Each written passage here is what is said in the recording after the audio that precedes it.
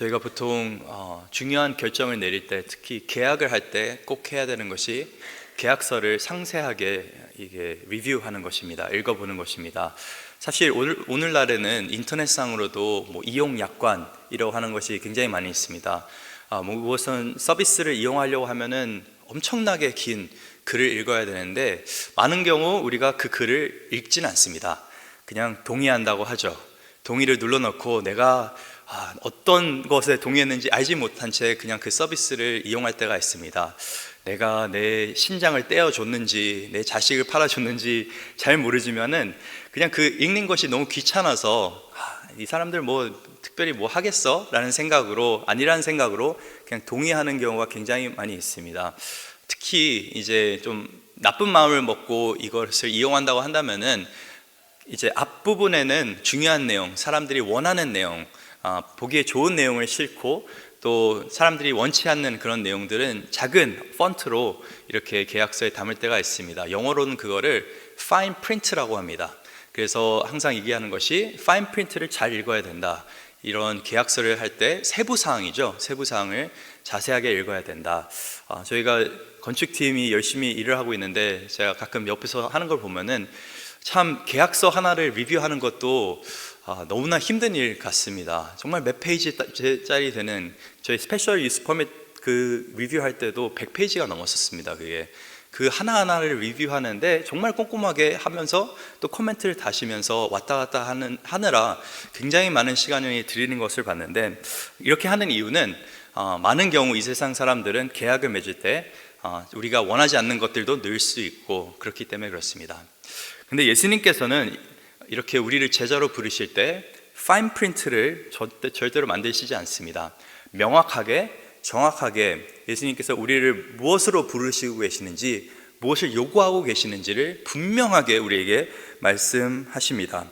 오늘 본문을 보시면은 25절에 예수님께서 수많은 무리에게 말씀하고 계시다고 그렇게 되어 있습니다. 이 수많은 무리가 함께 갈새 예수께서 돌이키사 이르셨다고, 그러면서 오늘 본문의 가르침이 진행이 되는데, 이 무리라고 하는 사람들은 누구입니까? 이 무리라고 하는 사람들은 예수님과 함께는 하고 있지만은, 가까이는 있지만은 아직까지 예수님을 따르겠다라는 결정을 한 사람들은 아닙니다.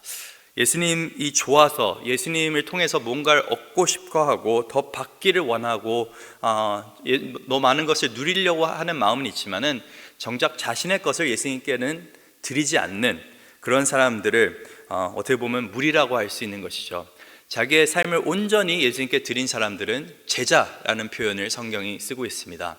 그래서 이 무리라고 하는 사람들과 이 제자라고 하는 사람들이 대비되어서 누가복음에 특히 이렇게 많이 등장하게 되는데, 이 무리가 그냥 어느 정도 있었던 것이 아니라 25절에 보니까 수많은 무리가 예수님을 가까이 하고 있었고 함께 하고 있었다라고 그렇게 적혀 있습니다.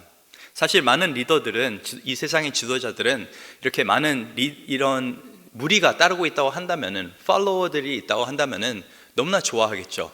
내가 이 정도 영향력이 되는구나, 내가 이 정도 지위가 있구나 라고 생각할 수도 있는데, 근데 재밌는 것은 예수님께서는 오히려 이것을 보고, 수많은 무리가 자기와 함께하고 있는 것을 보고 오히려 돌이키사 이렇게 이르셨다고 오늘 본문에 되어 있습니다.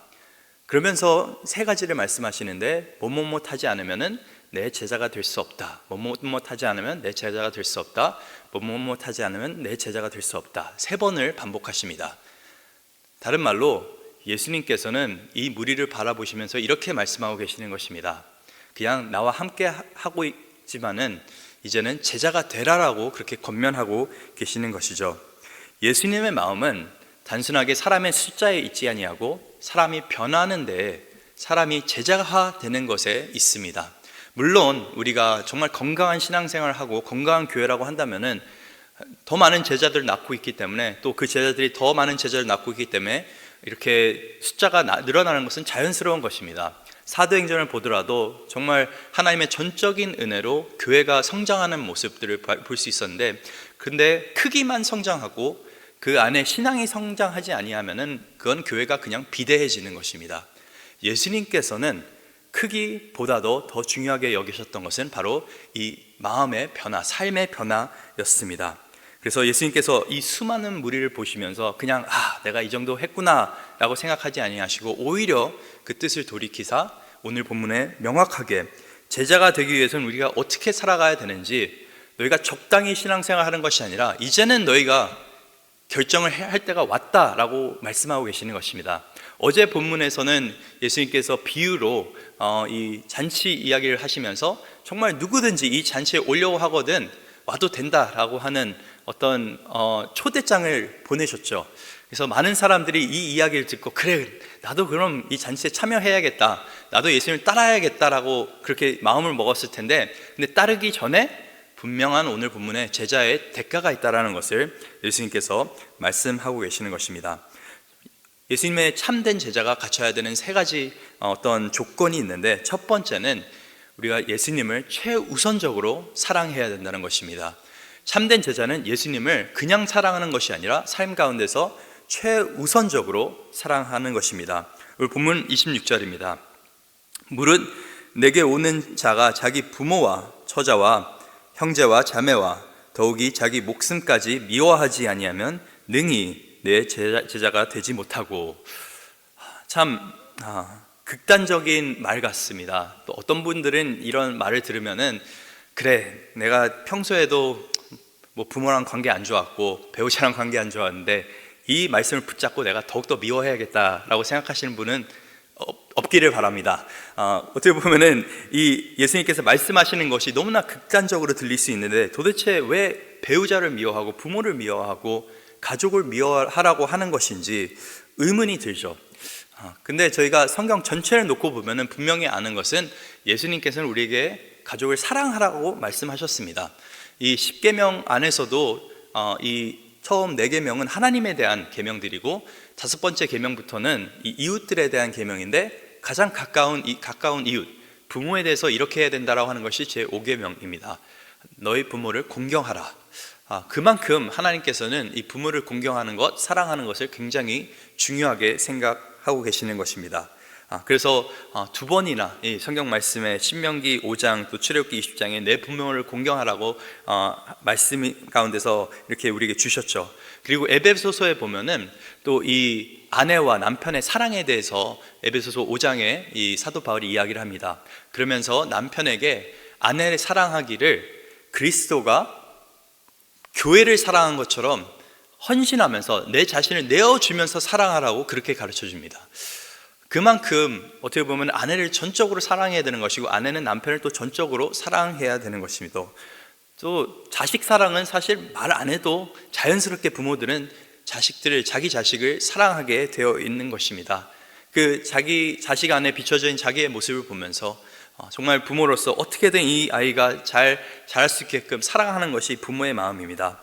근데 갑자기 오늘 본문에서 예수님께서 말씀하시는 것이, 너희가 나를 따라오길 원한다면은 부모를 미워하고 배우자를 미워하고 자식을 미워하고 심지어는 너희의 그 자신, 몸까지도 미워하라고 오늘 본문에서 말하고 있는 것입니다. 도대체 왜 이렇게 강한 어조로 예수님께서 말씀하고 계시는 것일까요? 저희가 들을 때는 굉장히 강한데, 이 당시 사람들의 화법으로 보면은 이거는 어떤 그냥 정말 있는 그대로 사람을 미워하라고 하는 것이 아니라 비교적으로 말하고 있는 것입니다. 이 마태복음 10장 37절에 예수님께서 비슷한 말씀을 하시는데, 그걸 보면 좀 더 명확합니다. 마태복음 10장 37절에 아버지나 어머니를 나보다 더 사랑하는 자는 내게 합당하지 아니하며 아들이나 딸을 나보다 더 사랑하는 자도 내게 합당하지 아니하며. 그래서 예수님께서 말씀하시는 것은 그냥 대놓고 부모를, 배우자를, 자식을 미워하라고 하는 것이 아니라, 나를 사랑하는 것이 너희 자식을 사랑하는 것과 너희 부모를 사랑하는 것과 너희 가족을 사랑하는 것에 비교했을 때 그것이 미움처럼 보여야 된다라고 하는 것입니다. 그 정도로 이 사랑이 정말 최고의 사랑이고, 그 정도로 정말 가치 있는 사랑이고, 그냥 비등비등한 사랑이 아니라 정말 예수님을 너무 사랑해서 다른 사람을 사랑하는 것은 정말 그거와는 비교할 수 없을 정도로 미움처럼 보일 정도로 사랑하라고 하는 것입니다. 그만큼 예수 그리스도를 정말 최우선적으로 사랑하라고 하는 것입니다. 우리가 삶 가운데 사실 가장 가까이 있는 사람들에게 이렇게 대하기는 너무나 어렵습니다. 정말 우리가 너무나 가족을 사랑하고 배우자를 사랑하고 자식을 사랑하기에 많은 경우 우리가 믿음에 있어서 타협할 때가 굉장히 많습니다. 이 사람이 행복할 수만 있다면은 그래 적당히 넘어갈 수도 있지. 근데 제가 지난번 저희 패밀리 워십 때 담임 목사님도 말씀하셨지만은 이 믿음의 문제에 있어서는 가족도 자식도 배우자도 절대 양보해서는 안 되는 것입니다. 하나님 앞에서 우리가 그 최우선적인 사랑을 보일 때 우리는 이제 가족을 진짜 제대로 사랑할 수 있는 것이고, 우리가 아이들을 제대로 사랑할 수 있는 것이고, 배우자를 제대로 사랑할 수가 있는 것입니다. 그래서 이 말은 그냥 가족을 버리고 너희가 뭐 신앙생활 하면서 말씀 읽으면서 그렇게 하라는 것이 아니라, 어떤 경우에는 이 가족을 미워하는, 예수 그리스도 때문에 미워하는 그 모습이 뭐냐면은 오히려 가족과 더욱 시간을 보내는 것입니다. 많은 경우 우리가 가족을 리드할 때 그냥 특히 아이들 같은 경우는 아이들이 원하는 대로 해주는 경우가 많이 있습니다. 아이들이 먹고 싶은 거, 아이들이 가고 싶은데 물론 하면 좋죠.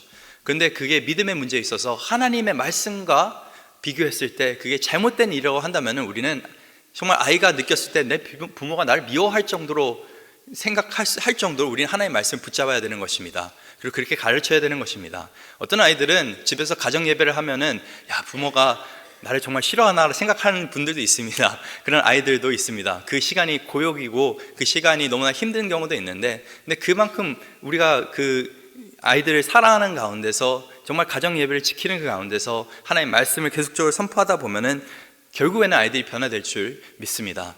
제가 애굽에 있을 때, 이집트에 있었을 때 좀 놀라웠던 것은, 이집트는 교회 앞에 보면은 문신하는 곳이 있습니다.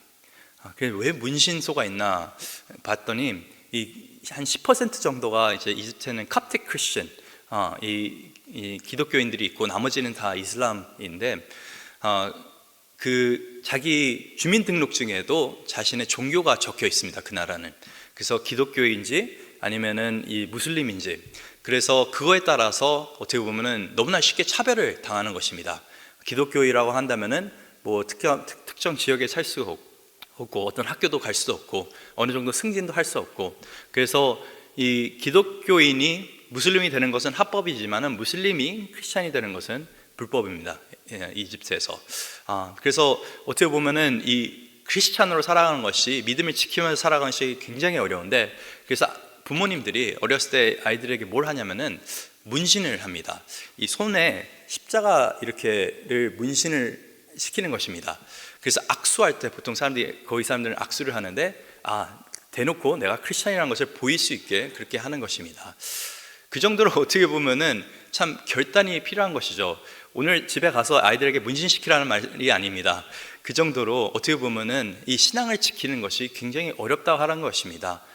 근데 아이들의 신앙이 지켜지는 것은 그냥 하나의 문신으로 지켜지는 것이 아니라 전적으로 우리가 그리스도에게 순종하면서 그리스도를 최우선적으로 살아가면서 하나님의 말씀을 가르칠 때 우리 아이들은 신앙은 지켜질 거라 믿습니다. 그래서 물론 가족을 사랑해야 되고 자식을 사랑해야 되고 배우자를 사랑해야 되지만은 그 이상으로 우리가 최고로 사랑해야 되는 분은 바로 예수 그리스도 한 분인 줄 믿습니다. 두 번째로, 이 참된 제자는 그냥 예수님을 최우선적으로 사랑하는 것이 아니라 끝까지 헌신합니다. 예수님께 끝까지 헌신합니다. 본문 27절입니다. 누구든지 자기 십자가를 지고 나를 따르지 아니하는 자도 능히 내 제자가 되지 못하리라. 저희가 생각했을 때 십자가라고 하는 것은 참 아름다운 곳이죠. 예수님께서 우리를 위해 돌아가 주셨고 우리 죄를 위해서 피 흘리셨고, 그래서 십자가를 생각하면 우리는 참 아름답다라는 생각을 많이 하는데, 이 당시 이 예수님의 말을 직접 듣고 있던 사람들에게 이 십자가라고 하는 것은 정말 가장 무서운, 가장 추악한, 정말 가장 어떻게 보면 사람 대접받지 못한 그 장소, 그게 바로 십자가였던 것이었습니다. 죽음의 장소라고 할 수 있는 것이죠. 오늘날로 따지면 뭐 전기의자인데, 전기의자라고 하면은 저희가 뭐 그렇게 무섭다는 생각이 들지 않습니다. 그래도 어느 정도 인간적이라고 생각하는데, 정말 이 십자가에서 죽는 사람들은 너무나 비인간적인 대우를 받으면서 그렇게 죽었습니다. 그래서 실제로 이 로마 시민들은 십자가형을 받지 않았습니다. 십자가형은 로마 시민이 아닌 사람들이 로마 제국의 어떤 위험, 그것을 나타내기 위해서 이 로마 시민이 아닌 사람들에게 행해졌던 것이 바로 이 십자가형이었습니다. 그 정도로 어떻게 보면은 무서운 형인데, 근데 저희가 잘 아는 것처럼 십자가형이 집행되는 곳은 어떤 성안이 아니라 밖이었습니다. 그래서 그 장소까지 가기 위해서는 큰 나무를 이고 가야 되는데, 이 십자가를 지고 간다라고 하는 그 말은 뭐냐면은 이제 십자가형을 받은 사람이 나무를 지고 그 십자가 못 박힐 그 장소로 가는 것입니다. 그 말은 뭐냐면은 이 사람은 살아 있긴 하지만은 실제적으로는 곧 죽을 사람이라고 하는 것이죠. 그래서 사람들이 이 십자가를 지고 가는 사람을 보면은 야, 저 사람은 살아있지만은 참 이제는 죽은 사람이다 라고 그렇게 생각했을 것입니다. 근데 오늘 본문에서 예수님께서 왜 도대체 우리에게 자신을 부인하고 십자가를 지라고 하시는 것입니까? 우리는 이제 살아있어도 죄에 대해서 또 세상에 대해서 죽은 사람들입니다. 매일 삶 가운데서 우리는 우리의 십자가를 지고 예수 그리스도를 따라가는 사람들입니다. 누가복음 9장 23절에서도 예수님께서 한번 이 말씀을 하셨죠. 아무든지 나를 따라오려거든 자기를 부인하고 날마다 제 십자가를 지고 나를 따를 것이다. 날마다 한 번 이 결정을 하는 것이 아니라 날마다 우리는 인내하면서 헌신하면서 정말 우리 십자가를 지고 예수 그리스도를 따라가야 되는 줄 믿습니다. 이렇게 사는 것이 어떻게 보면 굉장히 힘들죠. 무섭습니다. 그래서 처음에 전도할 때 우리가 보통은 예수 그리스도를 믿으면 넌 이제 십자가를 져야 된다라는 말을 하지 않습니다. 예수님이 너를 위해서 십자가를 지셨지 너희가 이제 인내하면서 고난을 받아야 된다라는 말을 하지 않는데, 사실 이 말을 들을 때 우리 가운데 좀 거북스러운 그런 반응들이 있습니다. 이렇게까지 예수님 하셔야 되나? 왜 우리 인생 좀 편하게 해주시지, 우리의 삶 좀 순조롭게 해주시지, 이렇게 어렵게 하셔야 되나? 사실 이렇게 느끼신다고 한다면은 여러분이 절대 혼자가 아닙니다. 모든 사람들이 이렇게 느낍니다. 예수님을 따라간다는 것이, 십자가를 지고 따라간다는 것이 굉장히 어렵죠. 실제로 마태복음 16장에 보면은 예수님께서 사도 이제 베드로의 고백을 듣고 나서 처음으로 자기가 이제 십자가로 가신다라는 것을 밝히십니다. 주는 그리스도시요 살아계신 하나님의 아들이시니라. 그 말을 듣고 예수님께서 이제는 너희가 내가 누구인지를 깨달았구나. 그러면서 처음으로 제자들에게 내가 이제 예루살렘에 가서 죽을 것이다 라고 공개하시는데, 그 이야기를 듣고 여러분 베드로가 어떻게 반응하셨는지 기억하십니까? 베드로가 이렇게 이야기했습니다. 예수님 절대로 그럴 일은 없습니다. 그렇게 하셔서도 안 되고 그런 일이 일어나서도 안 됩니다. 근데 그 이야기를 듣고 예수님께서는 말씀하셨습니다. 베드로에게 사탄아 물러가라. 고난 없이 영광이 있을 수 있다라고 하는 것은 사탄의 생각인 것입니다. 우리 인생 가운데 영광을 우리가 참 누리길 원하는데, 참 하나님의 것을 누리기 원하는데, 그것이 고난 없이 이루어질 수 있다라고 생각하는 것은 그것은 마귀의 음성인 것입니다. 물론 우리 인생 가운데 너무나 큰 영광이 있습니다. 언젠가는 우리가 그리스도를 다시 만날 것이고, 정말 우리가 그 모든 영광 가운데서 보는 것뿐만 아니라 그 영광 안에서 살 것이고, 하나님께서 우리를 영광스럽게 만들어 주실 것입니다. 하지만 그 영광에 이를 때까지는 우리 인생 가운데는 분명히 고난이 있는 것이고, 그 고난에 대해서는 예수님께서는 인내하라고 말씀하셨습니다. 예수님께서도 자기 앞에 있는 그 기쁨을 위해서 인내하시면서 그 십자가의 고난을 받으셨습니다. 그렇기에 우리가 이 세상, 참 죄된 이 세상, 어려운 이 세상, 예수님을 살아가지 않는 이 세상 가운데 살아가고 있는데, 그 세상 가운데 살아가고 있으니까, 예수님을 미워하는 세상 가운데 살아가고 있으니까 예수님의 제자로 살아가면 당연히 우리를 미워하고 우리가 어려움이 삶 가운데 있을 수가 있습니다. 하지만 그거에 대해서 우리가 늘 기억해야 되는 것은 이 고난 뒤에는 반드시 영광이 있다라고 하는 것입니다. 그래서 헌신하면서 우리가 예수님을 따라갈 수 있기를 바랍니다. 그래서 오늘 28절부터 두 가지 비유를 예수님께서 나누시는데, 첫 번째는 이 망대를 세우는 그 비유입니다.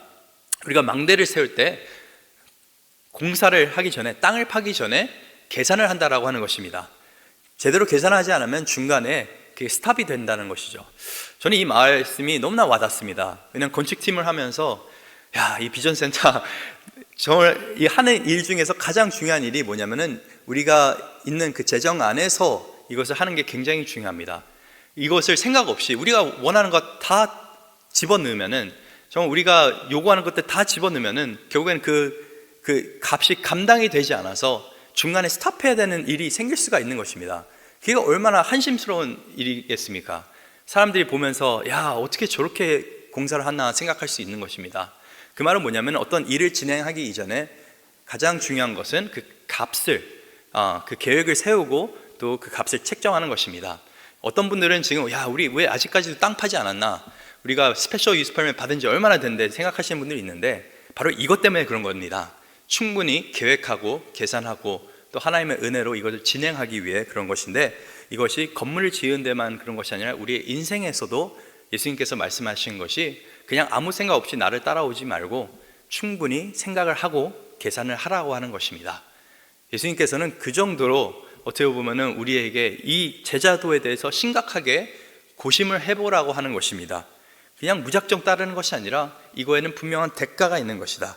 이것을 대가를 생각하지 않으면은 두 번째 비유처럼 이 임금이 자기의 군사가 10,000명인데 20,000명 되는 임금에 대해서 그 사람과 싸우러 나갈 때 그게 이길 수가 있겠습니까? 만약 이기지 못하면 차라리 화친을 맺어라 라고 그렇게 말씀하는 것입니다. 대가를 충분히 계산을 하고 그 대가를 지불할 생각을 하고 나를 따르라고 그렇게 말씀하고 계시는 것입니다. 그래서 참된 제자는 끝까지 예수님께 헌신하고, 마지막으로 참된 제자는 모든 것을 예수님께 내려놓을 준비가 되어 있습니다. 모든 것을 내려놓을 준비가 되어 있습니다. 오늘 본문 이제 33절입니다. 이와 같이 너희 중에 누구든지 자기의 모든 소유를 버리지 아니하면 능히 내 제자가 되지 못하리라. 어떻게 보면 모든 것을, 삶의 모든 것을 이제는 전적으로 예수님께 맞춰 나가야 된다고 하는 것이죠. 그래서 예수님께 최고의 사랑, 최고의 헌신, 그리고 최고의 대가를 지불하면서 우리는 예수님을 따라가야 되는 줄 믿습니다. 도대체 왜 이렇게까지 해야 되는 것일까요? 바로 예수님께서 우리 삶의 최고의 선물이기 때문에 그렇습니다. 예수님 이상으로 최고의 가치가 있는 것은 없는 것입니다. 그래서 그 보물이 예수 그리스도 안에, 참된 하나님의 그 모든 보물이 그리스도 안에 있기 때문에, 우리의 유일한 사랑이 되시기 때문에 우리는 예수님을 전적으로 따를 수가 있는 것입니다. 저는 인생 가운데서 제가 내린 결정 중에서 가장 잘 내린 결정 중 하나가 바로 제가 결혼한 것 같습니다. 근데 제가 결혼을 했을 때 아내에게 이렇게 말하지 않았습니다. 여보, 내가 당신을 앞으로 이제 사랑할 것인데, 근데 여보를 진짜 사랑할 거야. 여보를 다른 어떤 사람보다 더 사랑할 건데, 근데 다른 여자들도 가끔씩은 좀 사랑하고 싶어. 말이 안 되죠. 내가 이 사람을 사랑한다고 한다면은 자연적으로 내 주위에 있는 여자 관계는 다 정리가 되는 것입니다. 무슨 말이냐면은 어떤 사람들은 이제 뭐 제가 특히 여성 성도분들 대할 때 좀 너무 거리 둔다, 차갑다고 생각할 수 있는데 미움처럼 보일 수가 있습니다. 근데 제가 그분들 미워하는 것이 절대 아닙니다. 저는 그냥 전적으로 제 아내를 정말 사랑하기 때문에 그 관계를 너무 소중하게 생각하기 때문에 다른 것에는 제가 다른 분들에게는 그런 사랑, 동일한 사랑을 주고 싶지 않는 것입니다. 우리가 예수님을 믿고 따르는 것도 동일한 것입니다. 이 언약 안에서, 정말 그리스도의 그 새 언약 안에서 우리가 그리스도의 신부가 됐는데, 정말 많은 경우 우리는 내가 예수님을 사랑하지만 예수님 삶 가운데서 가끔은 제가 좀 다른 사람도 좀 사랑하겠습니다, 다른 것들도 좀 사랑하겠습니다 생각하는 경우가 있습니다. 근데 예수님을 최고로 사랑하는 것이, 최우선적으로 사랑하는 것이 우리의 관계, 그 신앙생활 안에서 정말 너무나 중요한 것입니다. 이게 무너지게 되면은 우리의 모든 신앙이 무너지게 되는 것입니다. 이 최우선적인 사랑이라고 하는 것이 결혼 안에서 무너지게 되면 그 결혼이 무너지게 되는 것처럼 우리는 전적으로 예수님을 사랑해야 되는 줄 믿습니다. 그러면 어떤 분들이 이야기합니다. 그럼 목사님은 늘 결혼 생활이 즐겁고 재밌고 행복하고 어려움이 전혀 없지 않습니까? 아니요, 정말 결혼만큼 힘든 건 없습니다. 근데 그 예수님을 따르는 것도 그런 것 같습니다. 예수님을 따르는 것만큼 힘든 건 없습니다. 그러면 질문할 수 있죠. 도대체 그럼 왜 그래도 아직까지 이혼하지 않고 결혼하고 계십니까? 그만큼 가치 있는 일도 없기 때문에 그렇습니다. 우리가 신앙생활 하는 가운데서도 예수님을 따를 때 인내하면서 또 그 고난이 있지만은 그만한 가치가 있기 때문에 우리는 인내하면서 우리가 예수님을 전적으로 사랑하고 또 그분께 헌신을 하고 우리가 대가를 치르면서까지 따르는 것입니다. 마태복음 13장 40절 말씀 읽고 오늘 본문 마치겠습니다. 천국은 마치 밭에 감추어진 보화와 같으니 사람이 이를 발견한 후 숨겨두고 기뻐하며 돌아가서 자기의 소유를 다 팔아 그 밭을 사느니라.